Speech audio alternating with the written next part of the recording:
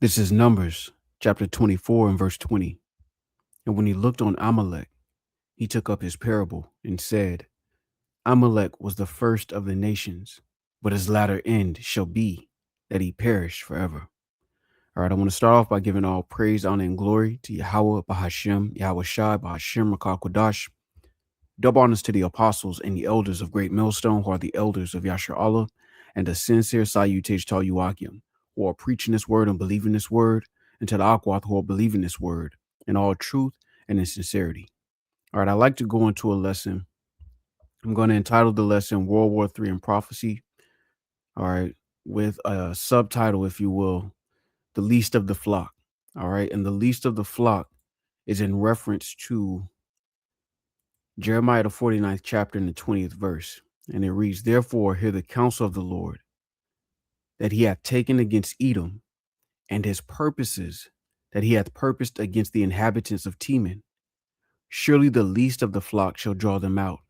Surely he shall make their habitations desolate with them. All right. And this is a reference to Amalek. All right. Drawing out the family of Edom. All right. Into a war, if you will. All right. And we know, according to prophecy, 3 world wars are prophesied. All right. We've already seen World War I and World War II. All right. And we're now on the cusp of World War III. All right. And as this scripture reads, the least of the flock shall draw them out. All right. Now, that least of the flock is in reference to Amalek. All right. For those who don't know about the Bible or prophecy, most importantly, Amalek is the chief house of Esau Edom. All right. When you deal with Amalek, all right, we're just going to go into the Strongs. All right. It says outline of biblical usage. Amalek, meaning dweller in the valley, says son of Eliphaz by his concubine Timnah, grandson of Esau, and progenitor of a tribe of people in southern Canaan, descendants of Amalek. All right. So now you have to remember, all right, that Amalek is considered the first of the nations. All right. And even now, all right, for those who don't know who Amalek is today, Amalek is the so-called Jews, the Israelis of today's world. All right, when you deal with the so-called Jews, all right, the Jewish people, all right, prophetically, all right, their biblical nationality is Amalek. And this is why the scriptures say Amalek was the first of the nations. Even now, when you deal with the hierarchy of the so-called white man, all right, the so-called white man has dominion on the earth. He has control over the earth, all right, through wealth and through the sword. Amongst the Edomites, amongst the so-called white man, Amalek is chief. All right, meaning the so-called Jews are chief amongst the so-called white people as a whole. All right, now let's go to this word first.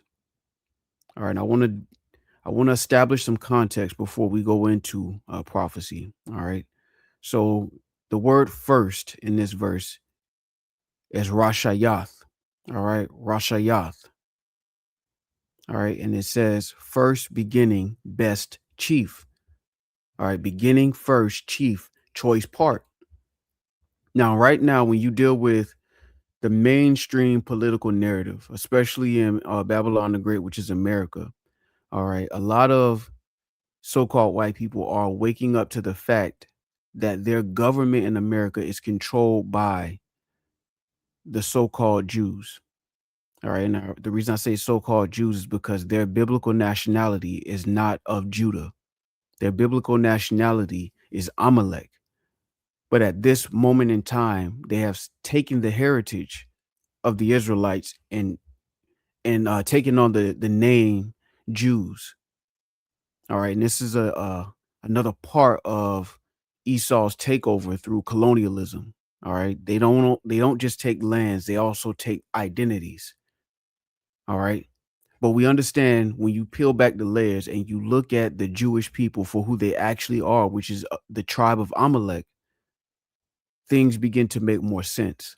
All right, because again, America is considered the most influential nation on the planet. Yet they're in the pocket of the so-called Jews, which is why you see the war we see happening in the Middle East, All right, the Jews play the small hats play an important role. All right, in the war that we see brewing in the so-called Middle East. All right, and it goes back to prophecy again. We're gonna go here. Salakia, let me bring this back out. I want to go back to Jeremiah 49 and 20. And again, it says, therefore, hear the counsel of the Lord that he hath taken against Edom, and his purposes that he hath purposed against the inhabitants of Teman. Surely the least of the flock shall draw them out. Surely he shall make their habitations desolate with them. All right, now, again, what is inspiring this lesson, all right, is the recent news, all right? And we're going to find out that the state of Israel really dragged America into this war, into this conflict. All right, again, I want to go back to this word, first of the nations. All right, when you deal with that word first in Numbers 24, all right, in 20, it's Rashayath. All right, Rashayath. All right, and again, it goes first, beginning, best, chief. Beginning, first, chief, choice part.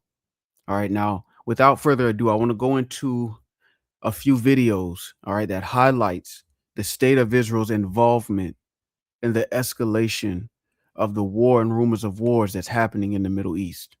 All right. So without further ado, Lord willing, this be edifying.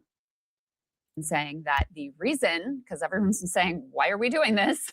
That the reason, according to them, is that Israel was going to strike Iran no matter what, that would put our US service members at risk. And so we calculated, well, we may as well be involved because maybe that will help us to be able to control the outcome here. Let's go ahead and take a listen to how they framed that. Why now? Well, there's two reasons why now.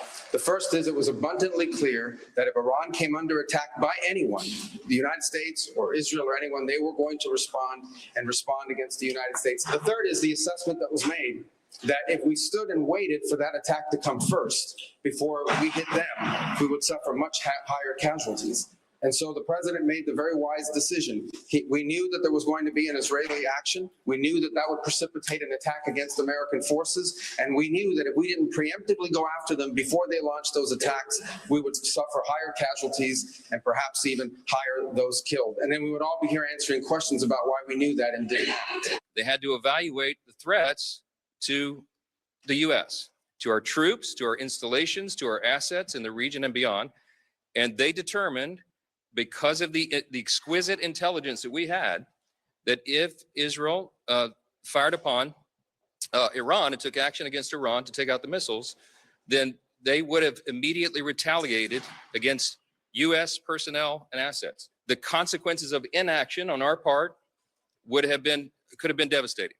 We don't know at what magnitude, but you can assume, because it is common sense, that if Iran had begun to fire all of their missile arsenal, short and mid-range missiles at our personnel and our assets and our installations, we would have suffered staggering losses.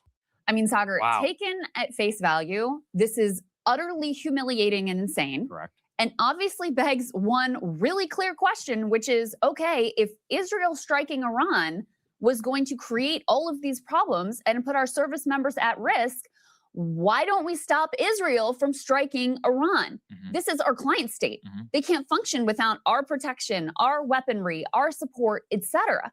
So why did we just get coerced into this rather than going to our client vassal state and saying, no, you're not going to strike Iran because this is against our interests? We need to, this is the most extraordinary admission probably in modern history by United States Secretary of State. They claimed that this war was preemptive, and it was preemptive in the sense that we had to preempt Iranian reaction to Israel's preemption. Are you here with me now? We are not a sovereign Israel country. Was the threat. All right, so again, let's go back to this precept, Jeremiah 49 and 20. Therefore, hear the counsel of the Lord that he had taken against Edom. All right, so this is the counsel that the Lord is taking against the entire family of Edom. All right, and we established at the beginning of this lesson, the Edomites today are known as the so-called white man or so-called white people, whether they be called Europeans, Americans, Australians, Germans, Frenchmen, British, all right, New Zealand, Jewish. They all fall under the family of Edom. of all the families of the earth, the so-called white man's biblical family nationality is Edom. All right, so this is the counsel that the Lord had taken against Edom. All right, continuing, it says, and his purposes that he hath purposed against the inhabitants of Teman. Surely the least of the flock shall draw them out. Surely he shall make their habitations desolate with them. All right, so what they're finding out to their surprise, all right, and to our confirmation, according to the faith, Lord willing, we be a part of that number, is that prophecy is playing out, and the least of the flock, which is the small hats, the Israelis, are drawing out the Americans, all right, the West, into a global conflict. All right, now when you do a little research, you find out that Israel, the state of Israel, stands to gain the most from this conflict because all of its competitors, all of its opposition are disarmed through this conflict, and it leaves the state of Israel as the superpower in the Middle Eastern region, and really it puts them above America once the smoke clears, according to their plan. All right, so the United States is really a pawn, all right, to the Israelis, which is why they're drawing out the American military, all right, for this wider conflict. And ultimately, it's the will of the Heavenly Father. That's why the Lord said it was his counsel and his purpose to draw them out into this conflict. Now, you have to keep in mind, because for the average American, the average person in the United States, they don't really understand the inner workings of the government's relationship with the state of Israel. But Epstein and all of these things are connected because ultimately the Israelis have a blackmailing operation that has compromised the majority of the American government, if not all. All right, so through the blackmailing, all right, through the honeypots and other methods of blackmailing, most, if not all, the politicians, especially the ones who have say so in the United States, they are in the pocket of the state of Israel. So they have to do the bidding of the state of Israel, whether they identify as Republican or Democrat. And this is why the average American can understand why their government is doing the bidding of the state of Israel. All right, and all of this goes back to prophecy. All right, Amalek is the first of the nations, even though the average American white man believes that they're the creme de la creme, or the top nation, if you will, on the planet Earth. Actually, it's the state of Israel. It's because they own the decision makers in America through the blackmailing that they've done, past and present. So what's being said here is that they knew that the Israelis were going to strike, and they knew that the retaliation from the Iranians would affect America predominantly. So they had to act. So they were basically dragged into this. All right, as a matter of fact, let's go here and let's get this Hebrew word for draw.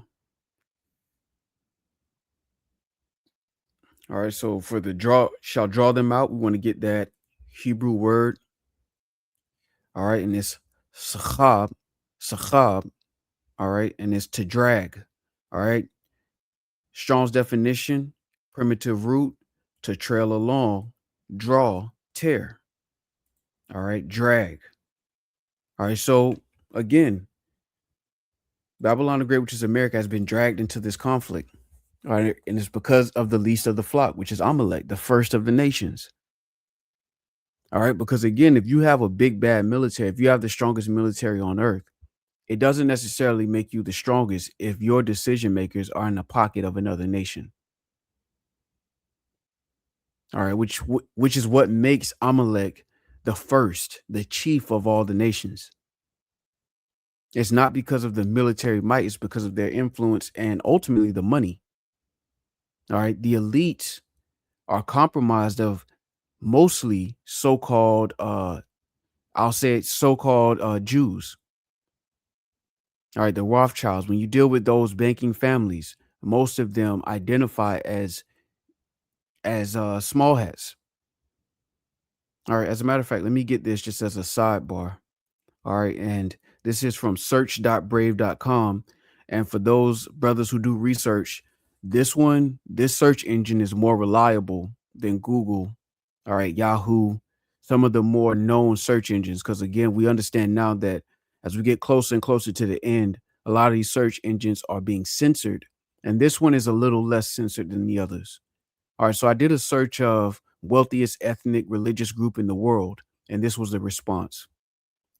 It says the Jewish community is widely regarded as the wealthiest ethnic religious group in the world, particularly in terms of individual and household wealth.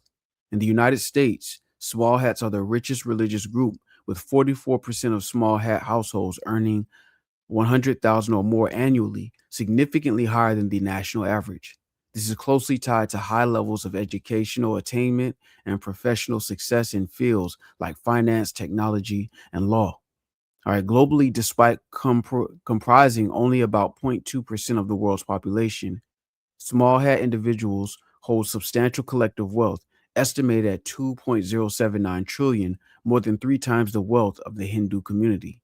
Their economic influence is further amplified by strong traditions of philanthropy, investment, and a highly educated diaspora concentrated in affluent urban centers. All right, so basically, through the capital, all right, the money, they're able to influence American politics. This is why they fund both the right and the left. All right, you just saw in that search engine result, it said philanthropy, all right, which is basically the charity work. All of this stokes influence. All right, we've seen it in the record industry, all right, the music industry. Most of the record labels are owned by the small hats, and they use that capital to influence um, culture, which is why the world has a perception of you Negroes, Latinos, and Native Americans as criminals, drug dealers, pimps, and hoes, is because they fund the music. All right. They use their capital to influence politics to move their way. That's why the scriptures talk about a gift destroying the heart. All right. A gift goes into a bribe. All right. And this is just a sophisticated system of bribery. So Amalek has bribed their way to the top of influence. If they haven't given people money for it, they actually occupy the decision making position to further push the influence. All right, real quick. It's Ecclesiastes 7:7. It says, surely oppression maketh the wise man mad, and a gift destroyeth the heart. And when you go into this word gift, all right, it's matana. Matana says gift. Strong's definition says a present, specifically in a good case, a sacrificial offering; in a bad sense, a bribe. All right, gift. All right, so this is moreover going into a bribe. All right, it's not going into just giving somebody a present. This is a gift for the purpose of um transaction. It's a transactional situation, which is again going into bribes. All right, and the Lord has strictly forbade us as a nation of people from diving into bribery, especially bribing people to pervert judgment, which is basically what Amalek has done to its own brethren, all right, the average so-called white people, whether they be in Europe or America. And this is why the average Edomites can't understand why their government is in the pocket of Amalek, why they're going into a war that doesn't necessarily involve them directly. All right, this is the beauty of this. The Lord didn't give us all of these complicated terms. The Lord just simplified it through prophecy. And now we see the world being dragged into the third world conflict or the third world war, according to prophecy. All right, real quick, this is Revelation 11:14. The second war is past, and behold, the third woe cometh quickly. So we've seen the world war. We've seen the second world war through history, and now we're on the cusp of the third world war. All right, now let me go here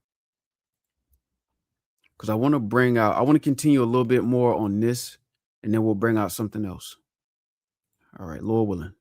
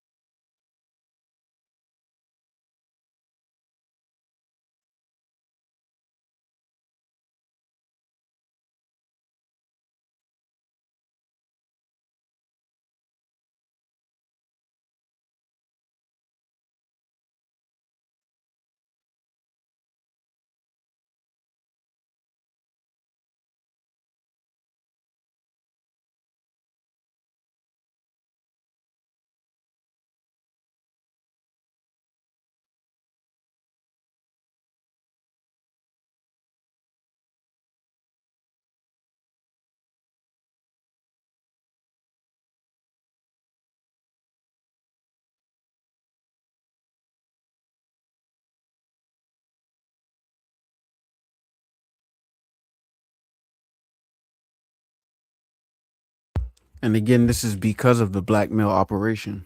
All right. This is why Trump uh, released the Epstein files, but it was heavily redacted because it reveals that a lot of these politicians, especially the ones who call the shots, are being blackmailed. This is why, whether it's the right or the left, neither side can go against um, the agenda of the state of Israel. All right. And again, this goes back to prophecy. All right. When you deal with what Balaam said this because he understood what the Lord had put the spirit on him to bring out something that would be relevant to today's world, according to prophecy. All right. The Lord didn't tell us about blackmail, Epstein, honeypots. The Lord just gave it simple. All right. This is Numbers 24 and 20. And when he looked on Amalek, he took up his parable and said, Amalek was the first of the nations, but his latter end shall be that he perish forever. And really, that's the verdict the Lord has against the entire nation of Edom. All right. Amalek is just the head of that snake, if you will. All right. Real quick to support that, this is Obadiah 1.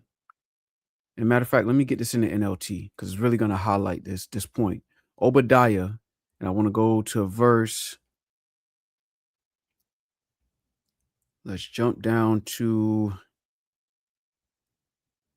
18. All right, let's start at 17. It says, but Jerusalem will become a refuge for those who escape. It will be a holy place, and the people of Israel will come back to reclaim their inheritance, which means we're not in our inheritance now, which means the people who occupy our homeland are not the actual family of Israel. They're really just white people cosplaying as Israelites. Just like Alexander, the so-called Greek, was a Macedonian pretending to be a Greek. Whenever they take over a nation, they adopt the heritage of that nation to hide themselves amongst the families of men. This is why this truth is so devastating to Esau's world, to Esau's rulership, because it removes the mask that they've been able to hide behind.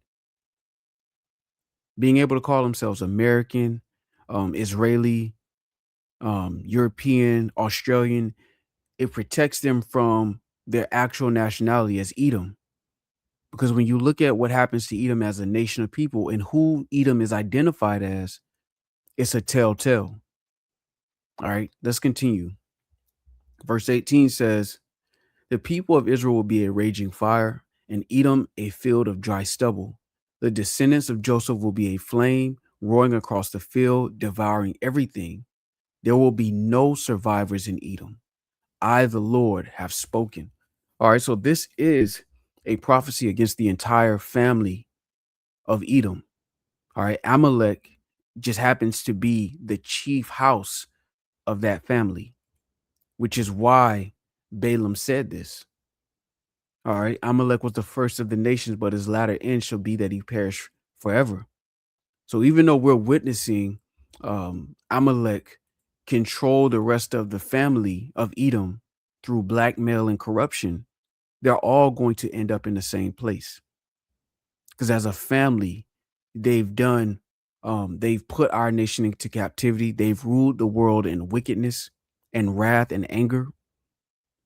So as a family, they're going to all go down. But we're witnessing the Lord's prophecy come to pass concerning the least of the flock, dragging the rest of the world into conflict. All right, going into World War III. All right, as a matter of fact, let's go here. All right, this is Jeremiah chapter 50 and 22. And it reads, a sound of battle is in the land and of great destruction.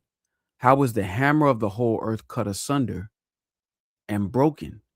How is Babylon become a desolation among the nations? I have laid a snare for thee, and thou art also taken, O Babylon, and thou was not aware. Thou art found and also caught, because thou hast striven against the Lord. The Lord hath opened his armory and hath brought forth the weapons of his indignation. For this is the work of the Lord God of hosts in the land of the Chaldeans. All right, so Babylon the Great is America. All right, and it's considered the hammer. All right, when you look at the Western military system, all right, beginning with the Americans, all right, nobody can really go against it toe for toe. All right, no other nation can really fight against the system, the American military, toe for toe. All right, which goes into prophecy. All right, this is Revelation chapter 13:3 says, "And I saw one of his heads as it were wounded to death, and his deadly wound was healed, and all the world wondered after the beast." We live in that current beast system. All right, the EU, NATO, with America as the influential force, the whore that sitteth upon that beast. And the elites have used this beast system as a tool. And no other nation is able to stand toe to toe with Babylon the Great. All right, which is why when you read in verse 4, you see this. All right, verse 4 reads, "And they worshiped the dragon, which gave power unto the beast. And they worshiped the beast, saying, Who is like unto the beast? Who is able to make war with him?" And this is what all the nations are saying, all right, subconsciously. All right, but what the Lord is doing is he's forcing these other nations to fight. He's backing them into a corner through the oppression of the beast and forcing them to prepare for war. All right, that beast, that beast, Salakia, one of the heads that was wounded unto death and the deadly wound was healed, is going into the Roman Empire. All right, and we now exist in Babylon the Great and the West. All right, that system is basically the revived Roman Empire. Rome fell, and now it's been revived, beginning with the Renaissance era, and now we see the revived Roman Empire being worshipped. The world worships Western culture. All right, and through the worship of the West and this culture, all right, the nations have been made mad. All right, this is Jeremiah 51:7. Babylon hath been a golden cup in the Lord's hand that made all the earth drunken. The nations have drunken of her wine, therefore the nations are mad. All right. So the world has been influenced by the beast system. All right, particularly the whore that sitteth on top of that rideth on top of the beast, which is America. And the world has been influenced by it. And again, it has caused the nations to be mad. And as a result, we're now seeing the conflict rise. All right. And behind closed doors, it's because of the influence that the least of the flock has over this beast system. And to the shock of most of these conservatives, Tucker Carlson, these guys, all right, now they're finding out the true plot twist is that as big and bad as America is on paper, it's actually controlled by, as he stated, a country the size of New Jersey.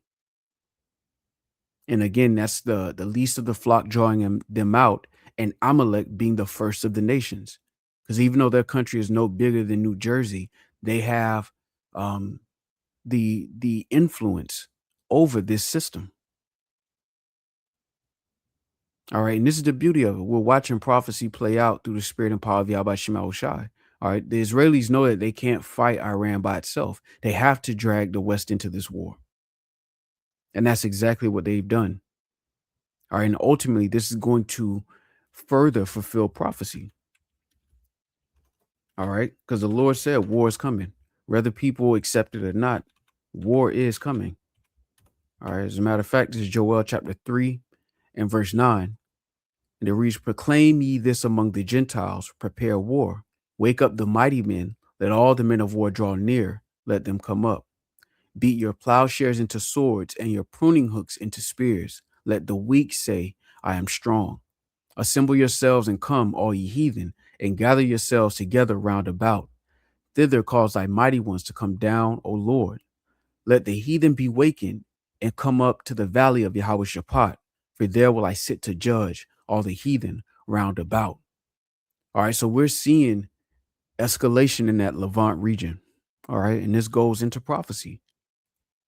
All right, keep in mind, all of these things must come to pass, and the Lord is using all of these conflicts, all of these wicked devices that Esau is using. The Lord's ultimately using him as a tool to bring about prophecy. All of the blackmailing that the small hats have done against the American government, to force them into conflicts. All right. is now being revealed to be the Lord's plan ultimately. All right. The Lord is using Esau to destroy Esau. This family of Edom, all right, the so-called white man, whether they call themselves Jews, Americans, Russians, this family is being broken apart. All right, the Lord has devised a purpose and a judgment ultimately against the family of Edom. And we're witnessing this play out. All right, matter of fact, let me see. I want to get this.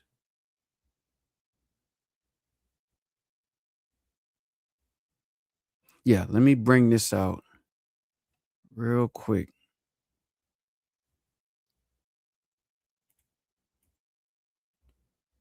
All right, I just want to bring out this last point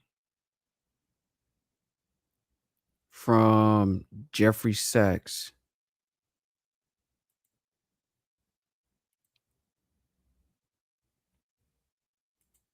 And then we'll continue. All right. All right, here we go. And this is from Tucker Carlson. This was from 5 months ago. All right, but again, it speaks to the greater conflict that we see in Israel's involvement.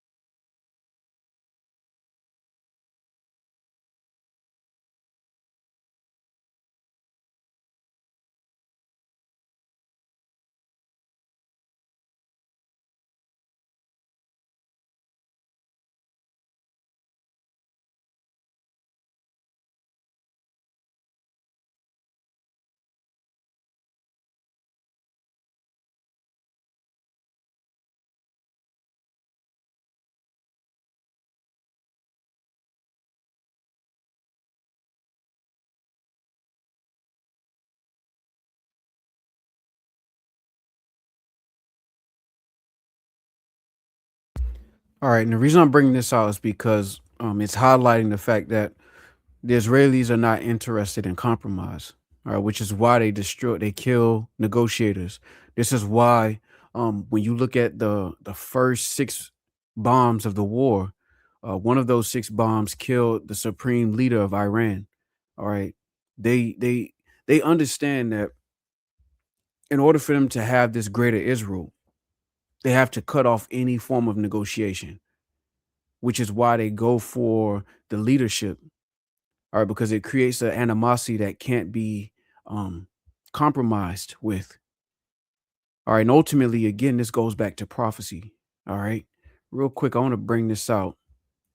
This is Joel chapter 2 and verse 20, and it reads, "But I will remove far off from you the northern army, and will drive them into a land barren and desolate, with his face toward the east sea, and his hinder part toward the utmost sea, and his stink shall come up, and his ill savor shall come up. He hath done great things." All right, now when you look at a map, what this is showing, all right, is when you deal with the utmost sea, all right, you're dealing with the Red Sea. All right, when you're dealing with the east, you're dealing with this. All right. So what does that mean? That means that the Lord is going to have the northern army come into this area, this Levant region. All right, and ultimately their shall come up, meaning that they're going to meet a massive defeat in this area. So all of this, the Lord is using all of these tools to gather these nations into this area. All right, and this is why the Lord has placed a spirit on these Israelis to make sure they sabotage any form of negotiation. All right, this is Proverbs 21 and 1. The king's heart is in the hand of the Lord, as the rivers of water. He turneth it whithersoever he will. All right, so that's what the Lord has put the spirit on Amalek to do, to ultimately grab these nations so that they can be gathered into the valley of Yahweh Shaphat. All right, going into this Levant region. All right, again, Joel 3 and 12. Let the heathen be wakened and come up to the valley of Yahweh Shaphat, for there will I sit to judge all the heathen round about. And ultimately, the Lord is using the small hats and their influence over the beast to drag them into this war. All right, so Lord willing, this was edifying. With that, I want to give all praise, honor, and glory to Yahweh, Bahashem, Yahweh Shai, Bahashem, Rakah Kodash. Double honors to the apostles and the elders of Great Millstone, who are the elders of Yasha Allah, and the sincere salutation to all Yuakim, who are preaching this word and believing this word, and to the Akwath, who are believing this word in all truth and in sincerity. Shalom.